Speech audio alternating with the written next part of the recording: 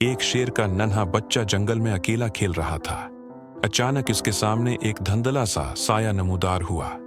ये एक भूला भटका भूत था जो दोस्त बनाना चाहता था। पहले तो शेर का बच्चा डर है गया, लेकिन भूत ने हंसकर कहा, मैं तुम्हें नुकसान नहीं पहुंचाऊंगा, मैं सिर्फ अकेला हूं। शेर का बच्चा थोड़ा हौसला पकड़कर बोला, तुम वाकई खतरनाक नहीं हो?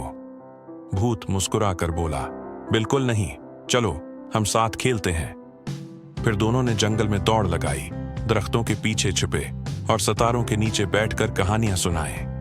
रात की तारीकी में भूत और शेर का बच्चा बेहतरीन दोस्त बन गए। दोस्ती हर खौफ पर गालिब आती है, भूत ने आहिस्ता से कहा और फिर धुंध में गायब हो गया।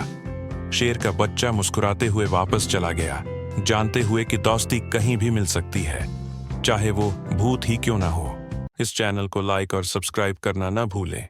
एक रात जंगल में एक युवा बाघ शावक बड़ी नीली आंखों और घने बालों के साथ अपने आश्रय से बाहर आया।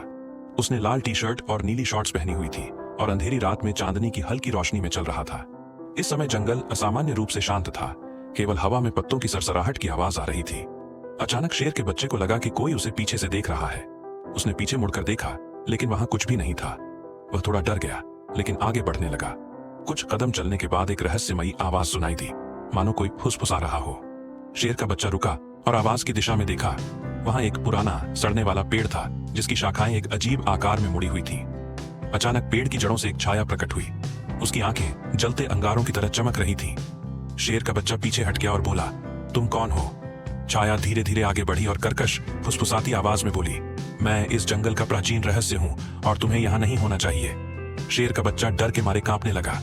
छाया उसकी ओर आ रही थी, लेकिन अचानक एक तेज चीख के साथ रात में प्रकाश की एक किरण फूटी और छाया गायब हो गई। शेर का बच्चा हांफते हुए वापस अपने आश्रय की ओर चला गया। अब उसे पता चल गया था कि जंगल में हमेशा कुछ न कुछ छिपा रहता है, जो रात के अंधेरे में जाग जाता है।